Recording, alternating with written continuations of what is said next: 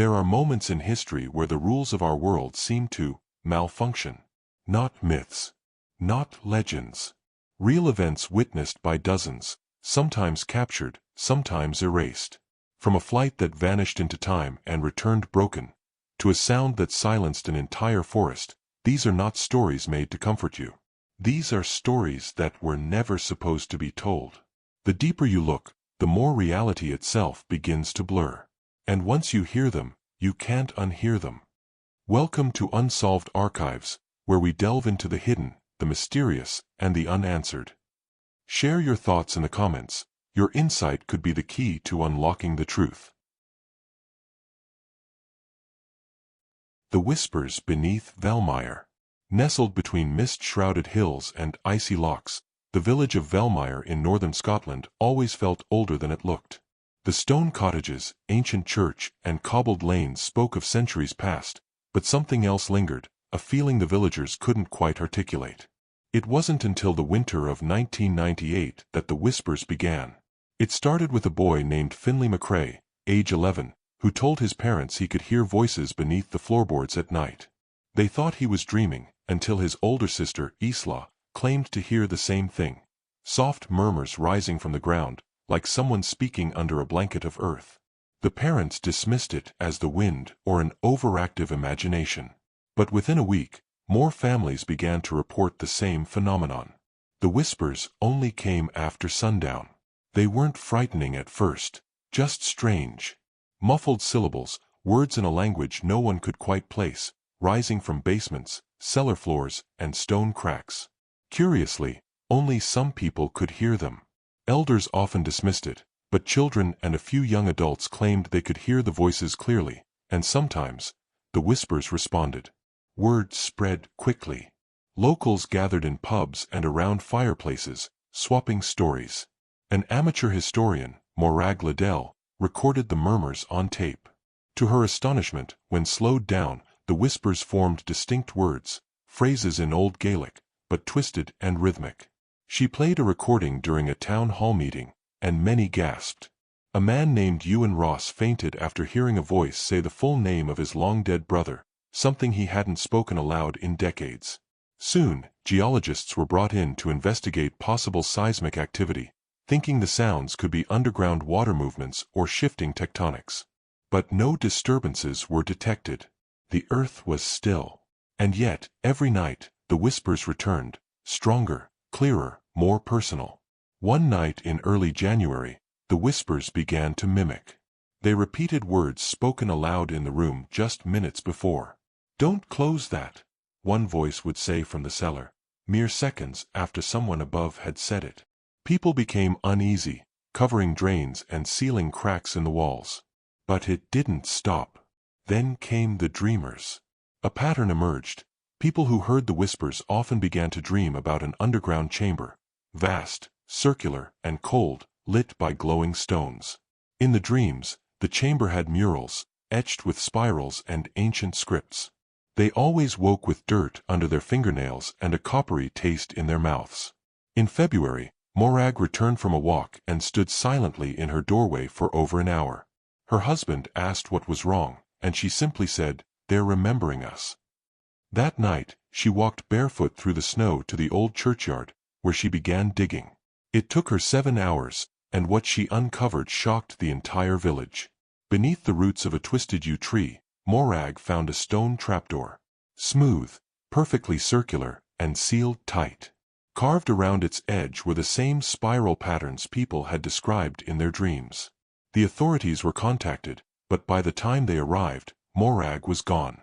All they found was her coat neatly folded beside the open hole, the trapdoor now ajar. No trace of her body, no signs of struggle. Just the faint sound of humming from deep below. Panic spread. Some villagers fled. Others stayed, drawn by curiosity or loyalty to the land. A team from the University of Edinburgh arrived with ground-penetrating radar and audio equipment. They confirmed the impossible, a large circular cavity nearly 60 meters beneath the village, with what appeared to be connecting tunnels extending like a web. The audio equipment picked up something else, a voice repeating a single word, comrade, Gaelic for conversation. Then, as suddenly as they began, the whispers stopped. For weeks, the village was silent. No dreams. No voices. The unease slowly faded. Tourists began visiting again, drawn by the legends. The hole beneath the yew tree was sealed with stone, and the church held a blessing ceremony to put the voices to rest. But in August 2004, after a lightning storm tore through the village, the oldest church wall collapsed. Behind it was a hidden chamber, untouched by time. Inside were murals, spirals, ancient Gaelic texts, and a mural of a village eerily resembling Velmire, with dark shapes rising beneath it. Etched into the altar was the same word, comrade. Taped to the chamber wall was an old audio reel labeled Night 36. It had been missing from Morag Liddell's original collection. When played, the tape didn't contain whispers. It contained her voice. She was laughing, softly, then speaking in a voice not quite her own. You came to listen. Now we remember. Now you're part of the echo. And then it ends with silence. But some say if you play the reel in total darkness, you'll hear her humming, and something humming back. The flight that turned back time. Flight 702 departed from Nadi International Airport in Fiji on a clear morning in June 2011. Bound for Honolulu, it was an ordinary Pacific route, mostly filled with tourists, families, and a few businessmen heading to the States. The Boeing 787 took off without issue at 7:42 a.m. Passengers chatted, flight attendants moved through the aisles, and the weather forecast was smooth all the way through. At precisely 8:19 a.m., 37 minutes into the flight, radar stations in both Fiji and Hawaii lost contact with the aircraft. One moment it was a bright green blip on the screen, then it was gone. No distress call. No signal. No mechanical indicators. Just vanished. An international search was immediately launched. At first, no one panicked. Planes sometimes dropped off radar temporarily. But minutes became hours, and then 6. No debris. No signal. No sign of wreckage. Flight 702 was declared missing. Then, exactly 36 minutes after it vanished, it reappeared on radar 450 kilometers off its original course, cruising at normal altitude and speed. Air traffic control attempted contact and, to their shock, the pilot responded, calm, confused, unaware anything was wrong. The plane landed in Honolulu 3 hours later, and that's when things got stranger. Passengers disembarked, groggy but safe. Some were confused about the sudden swarm of media and emergency personnel. Others looked utterly bewildered. What none of them expected was to be shown security footage of themselves arriving at Nadi Airport 4 days earlier, wearing the exact same clothes, carrying the same luggage, with identical timestamps, down to the minute. Customs confirmed. Their entry logs showed those passengers had entered the terminal on June 3rd, not June 7th. But every passenger insisted it was the 7th when they boarded. Flight data showed the fuel on board was consistent with only a short 4-hour flight. Their onboard clocks, watches, laptops, even the plane's internal systems, all matched the correct time. But the world around them had shifted. Then came the case of Natalie Kwan, a 28-year-old graduate student from New Zealand. Her name was on the passenger manifest. Her luggage was on board. Her boarding pass was verified at Nadi. Her seat was 21C. But she wasn't there. No one remembered her being on the flight. Not the passengers seated near her. Not the crew. Her parents confirmed she had texted them from the airport before takeoff, but all her messages and emails after that were dated June 3rd, not 7th. And then her digital footprint stopped. Vanished. Her phone was never found. Her passport had never been scanned again. Hawaiian officials interviewed every passenger. Many reported feeling groggy, as though they had taken sleeping pills. A few described strange dreams mid-flight, seeing flashes of different skies, stars too bright and wrong, colors that didn't exist. One said he dreamt he was floating outside the plane, looking back at Earth as if it were a photograph. When the plane was examined, more anomalies surfaced. The cabin's internal pressure sensors showed no fluctuation, yet 2 oxygen masks had deployed and retracted mid-flight, something that should have triggered alarms but didn't. Data logs showed a gap. Exactly 2,160 seconds, 36 minutes, of nothing. Not a crash. Not a failure. Just a segment of flight history scrubbed clean. The black box was even more disturbing. Audio recorded cockpit chatter up until 8:18 a.m., standard procedures, calm voices. Then a faint static swell, followed by something else. Analysts described it as non-ambient noise with rhythmic structure, a pulse-like pattern too uniform to be random, yet not mechanical either. It lasted for 11 minutes. Then the cockpit was silent until 8:55 a.m., when normal audio resumed mid-sentence, as if the pilots were continuing a conversation with no memory of interruption.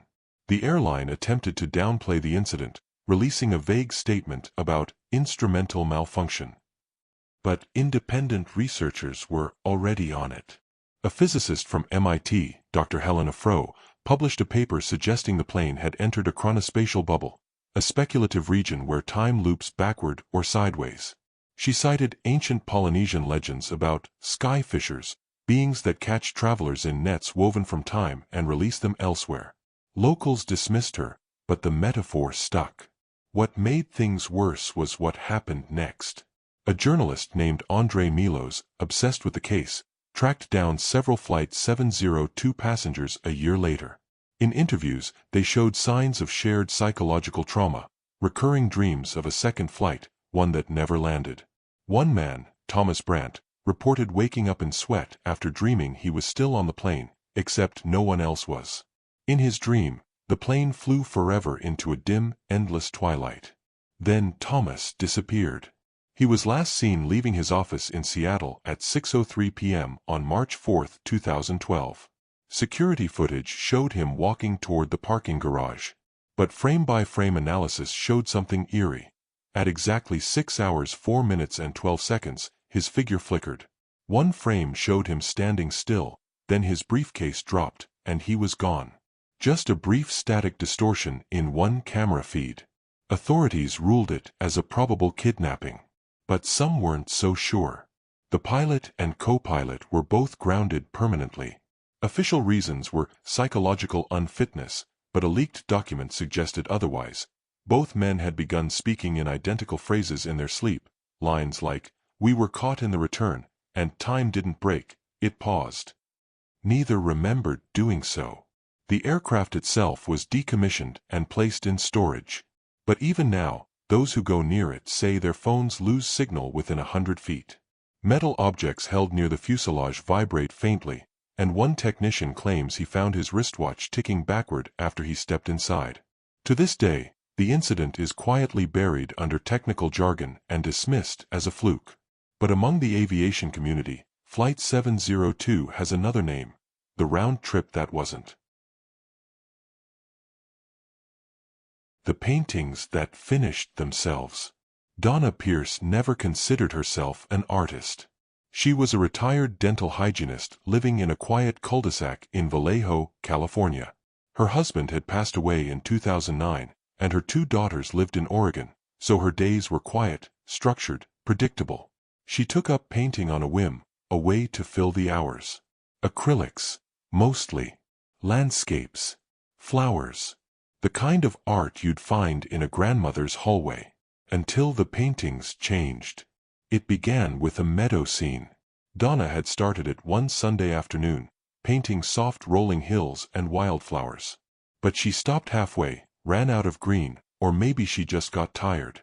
She left the canvas on her easel and went to bed. The next morning, she found it finished. At first, she thought maybe she'd forgotten finishing it in a late-night daze. But the details were impossible to ignore. The grass had subtle wind bends, the sky a fading twilight gradient she couldn't have replicated. And near the horizon stood a solitary figure, a man in a long coat, back turned, looking into the distance. She'd never painted him. Donna assumed she was confused. Aging. Forgetful. But it kept happening. She'd start a painting, sometimes just the base background, and walk away. When she returned, Hours later, it was done. Every time, the image was hauntingly beautiful, but always off. One canvas showed a massive stone arch over a black sea. Another, a village half submerged in sand, with twisted lampposts and hanging wire. Each had a strange elegance, but there was always something unsettling.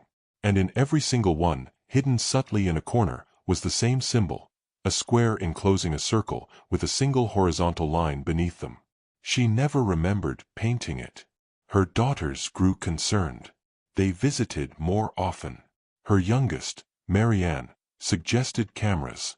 So Donna let her install a security camera in the studio. Nothing fancy, just a simple recording motion detector linked to a USB. They set it, left it alone, and waited. The painting chosen that week was just a smear of blues and whites. Donna gave up after 20 minutes and left the room. According to the footage, the studio remained empty. But when they reviewed the tape the next day, they noticed something disturbing. At 2:13 a.m., the feed glitched.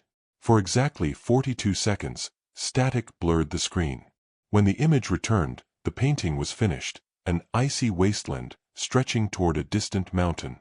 At the center stood a tall structure like a broken antenna. No people. No signs of life. Just silence on canvas. They watched it again and again. No sign of entry. No sound.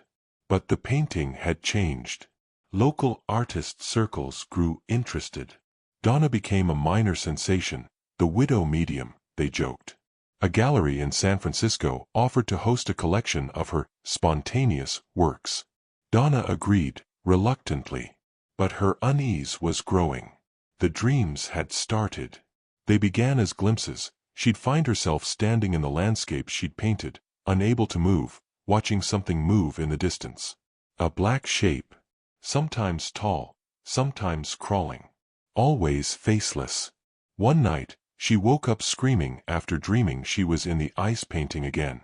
This time, she heard a voice, raspy, metallic, whispering in a language she couldn't understand. And just before she woke, the shape turned and looked at her. She stopped painting, locked the door, unplugged the easel light. But it didn't matter. In the mornings, there was always a new painting. The final straw came when Donna invited a local reporter, Raymond Olivetti, to interview her. He was skeptical but polite. She showed him the paintings, explained the events, and offered to start one while he watched. She applied a base layer, red and gray, then left the room, leaving him alone with the easel. According to Raymond, nothing happened for 20 minutes. Then his phone began to vibrate. Not ring, just vibrate continuously until the battery drained. When he tried to leave the room, the door stuck. Not locked. Just stuck. As if something heavy pressed against the other side. He kicked it open after several minutes. When he turned around, the painting was done. This one was different. More abstract. A circular chamber with no ceiling. Walls covered in glyphs. A staircase descending into darkness. At the bottom, a glowing outline of the same symbol, the circle and the square, lying beneath. Raymond refused to speak about what he saw beyond that. He cancelled the article. Quit his job 2 weeks later.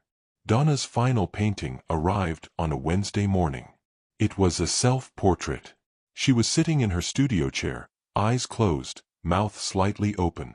Behind her, emerging from the wall, was a figure, humanoid but elongated, arms too long, face hidden in shadow. The same glyph was etched into its chest. Donna left a note. They're not coming through the paint. The paint is remembering them. And I'm just a brush. She was never seen again. Her house was found locked from the inside. No signs of struggle.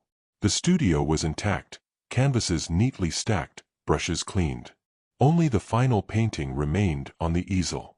Art experts, paranormal enthusiasts, and skeptics have all tried to explain it. Some claim the paintings are a kind of residual psychic imprint. Others believe Donna tapped into a dimensional memory, echoes of places not yet born or long since forgotten. No one can explain how, months later, Similar symbols began appearing in other artists' work. Unrelated people. Different continents. Same glyph. Same patterns. And every now and then, one of them disappears. The mirror that didn't reflect time.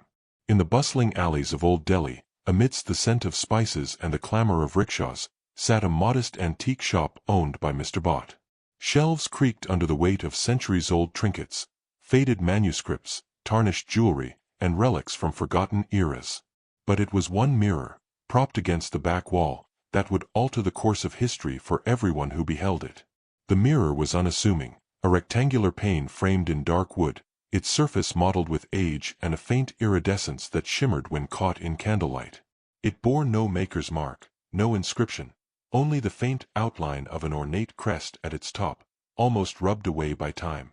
Mr. Bott had acquired it from a deceased collector whose mansion, rumor said, had burned down under mysterious circumstances.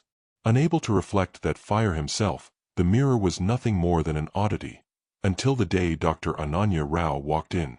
Dr. Rao was a quantum physicist at Delhi University, renowned for her work on temporal anomalies. She was drawn to stories of objects that seemed to defy physics, and news of the mirror's strange behavior had reached her through informal academic chatter. Upon examining it, she noticed something curious. The mirror's reflection lagged behind reality by a few milliseconds. She watched her own wristwatch tick, then counted the beat, 1, 2, 3, and saw the reflection tick at 1, 2, then a pause, and finally 3. A brief delay, imperceptible to normal observers, but unmistakable under her careful scrutiny. Intrigued, Dr. Rao purchased the mirror and transported it to her laboratory. There, she set it against a blank white wall and ran a series of controlled tests. High-speed cameras recorded her every movement, comparing them to the image in the glass. The delay grew over days, from milliseconds to seconds, to minutes. On day 4, she stood before it at precisely 10 a.m. and waved. In the reflection, she saw herself wave at 9:50 a.m. 10 minutes behind. Alarmed, she reached out to touch her own reflection, but her fingertips met only cold glass. The findings were published in a paper that should have shaken the scientific world, but the evidence was too bizarre for most journals. Colleagues whispered about experimental error, skeptics chalked it up to video artifacts. Dr. Rao was undeterred. She set up new trials, placing objects, books, candles, clocks, before the mirror. Each item appeared 10 minutes behind. She documented a sequence of events. When a candle was lit at 2:30 p.m., its reflection caught flame at 2:20 p.m. When a small fountain pen was dropped at 3:15 p.m., the reflection showed it already resting on its side at 3:05 p.m. Word spread beyond academic circles. A news crew arrived, broadcast live footage, delayed by 10 minutes even as viewers watched in real time. The government took notice and confiscated the mirror for national security. It was moved to a secure facility on the outskirts of the city, locked in a climate-controlled vault under 24-hour guard. Yet, despite the cameras and guards, the mirror continued its betrayal of time.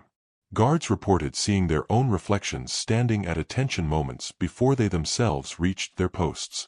Dr. Rao petitioned to study it further, but was denied clearance. So she conducted clandestine experiments in her own home. She rigged multiple synchronized watches and recording devices, and confirmed that the mirror's lag was now increasing. 15 minutes, then 30, then an hour. But the most unsettling discovery came when she noticed the mirror occasionally displayed events that hadn't occurred yet. The reflection of a thunderstorm inside her living room, though the sky outside was clear, a door opening behind her reflection when her own door remained closed. It suggested not just delay, but a temporal buffer, observing a window into the past and glimpses of the future. As the lag stretched into hours, Dr. Rao's life began to fracture. She would see her reflection reading newspapers whose headlines were dated long before she woke, and occasionally, headlines dated days ahead. One morning she saw her reflection scream in terror, though she felt no pain. She later discovered a bruise across her shoulder blade, a mark she could not recall receiving. The reflection held a knife in its hand at 4 p.m., 10 hours earlier than the incident reportedly occurred, according to scant medical records from a private hospital where she eventually found herself. bandaged and confused. Realizing the mirror was dangerous, Dr. Rao attempted to destroy it, smashing the glass with a hammer. But the fragments reassembled each night, whole and untarnished, sitting on her desk at exactly 9 p.m. The shards held their temporal properties. Standing among the pieces, she saw her own shattered reflection moving in the room 15 minutes before she did. Panic set in. Friends who had visited her home reported seeing dusty footprints leading away from the mirror in patterns that shifted overnight. Footage showed no intruders. It was as if something walked around the mirror's world while its real counterpart remained stationary. One evening, Dr. Rao received a package with no return address. Inside was a photograph of her hallway, taken 24 hours in the future, according to the timestamp scrawled in the corner. In the image, she lay unconscious at the base of the stairs, a fractured mirror pane beside her. The next morning, she found herself on the floor of her hallway, exactly as depicted. The mirror lay intact on the landing, its surface reflecting nothing, only darkness. At that point, Rao concluded the mirror was more than an object. It was a temporal anomaly, a device that recorded, delayed, and possibly even orchestrated events across time. She documented everything in a final report, then vanished. Her apartment was sealed by authorities, who found only the mirror and her notes. When forensic analysis returned, the mirror was gone, vanished as though it had never existed. All that remained was an empty vault and a dozen cameras that had inexplicably failed the moment the mirror was removed. To this day, whispered rumors persist that the mirror resurfaced in private collections in London, Tokyo, and New York, always changing hands under peculiar circumstances. Each new handler reports the same phenomenon: reflections lagging, objects moving in the past, and fleeting glimpses of events yet to come. Some claim the mirror doesn't just reflect time, it preserves it, bending reality around its frame. Whether the mirror has a purpose, an unknown creator's experiment, a natural quirk of spacetime, or a warning, is lost to the ages. Those who study it risk losing their place in time itself. In the cold glare of its glass, you might see your past fade and your future approach, but you will never see the present. The sound that killed the forest. Barrent Hollow, Canada, was never on anyone's map for long. Tucked between jagged foothills and stretching pinewood, it was known only to hunters and botanists, and even they rarely returned. The forest there was old, older than nearby records could account for. Trees twisted in strange angles. The soil smelled faintly metallic. Animals were sparse, and birds never sang at night. But it wasn't until the summer of 2007 that Barrent Hollow became infamous, not for its silence, but for the sound that shattered it. The first report came from two hikers, Malcolm Lee and his fiancée, Rachel Tang. They were camping near the southern edge of the forest when, at exactly 3:19 a.m., a low, vibrating tone rolled through the air like a foghorn underwater. It didn't sound like any animal or machine. It had no distinct direction, no echo, just an overwhelming pressure that made Malcolm's nose bleed and Rachel vomit. The sound lasted exactly 11 seconds, then vanished. They left at dawn, shaken. But their report sparked curiosity, and over the next week, similar experiences emerged from locals on the outskirts of the woods. Farmers reported livestock fleeing into the night. A group of birders claimed to see an entire flock of ravens fly in a perfect spiral upward, then vanish into the moonless sky. On the seventh night, a satellite passing overhead captured something the world wasn't ready for. In a span of just 37 seconds, every tree within a 3-mile radius of Barrent Hollow suddenly lost all its leaves, simultaneously. Mid-July, peak summer. Healthy evergreens shed like autumn had arrived all at once. The next morning, drones sent into the area recorded even more bizarre anomalies. Bark turned brittle, animals either gone or dead, and the forest floor stained a dull gray. The zone became known as the Ring. When officials investigated, they found the epicenter perfectly circular, like a sonic bomb had detonated. But there were no signs of combustion. The trees weren't burned, they were drained, as if the life had been pulled out in a single exhale. Soil samples revealed an almost total absence of microbial life. No worms. No fungi. The earth was dead. Yet the strangest discovery was a stone tablet, 30 feet below the exact center. It took days to excavate, but when unearthed, it revealed something disturbing, a carved waveform, looping end-to-end in a perfect, sign-like structure, etched with mathematical precision. No letters, no language. Just the waveform, and one small symbol at the bottom corner. 3 interlocking rings. A team of acoustic researchers from the University of Alberta was called in. They set up monitoring stations with parabolic microphones, hypersensitive seismometers, and radiation detectors. At 3:19 a.m. the following night, the tone returned. They caught it. The sound wasn't just a vibration, it was a harmonic pattern, cycling through frequencies not known to occur in nature. It modulated through infrasonic ranges, with layered harmonics that formed geometric resonance patterns, seen only when converted to spectrograms. And worst of all, it wasn't identical to the first tone. It had changed, subtly, as if adjusting or learning.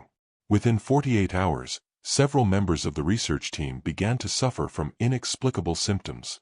Not illness, exactly, disorientation, memory loss, and what one described as a sense of delayed reality. One graduate student wrote a note saying, "I'm living 10 seconds behind," and was later found catatonic, eyes wide, watching a wall as if it moved. Media tried to cover it, but the government sealed the area. The official explanation was soil contamination from illegal dumping. But no one believed it. Locals whispered that the forest had been listening, and something had answered. Then came the final incident. A rogue sound engineer named Isaiah Brenner, who had managed to replicate a distorted version of the tone using analog synth equipment, played his recording near a wooded patch 4 miles from the original epicenter. He set up cameras, expecting maybe interference or wildlife panic. Instead, he caught something impossible. As the tone played, shadows began to stretch unnaturally toward the sound source, even though there was no light to cast them. Tree limbs moved slightly, against the wind. The footage blurred intermittently, but one frame showed something inhuman at the tree lean. Not quite a creature, more like a distortion, a ripple in visual space, as if the world were folding at that point. The tone stopped.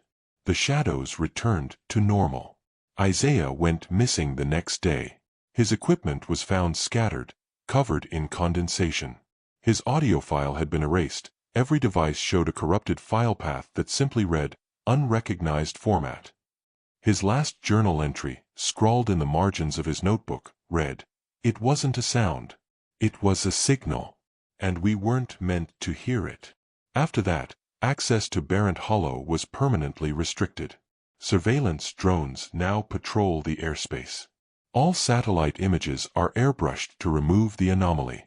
Still, audio engineers across the globe report picking up similar low-frequency pulses during random recordings. Some have heard them in glaciers, others in deep-sea hydrophones. The signature isn't always the same, but the tone always resolves at 3:19 a.m. in its local time zone. And every year, more gray-ringed forests begin to appear.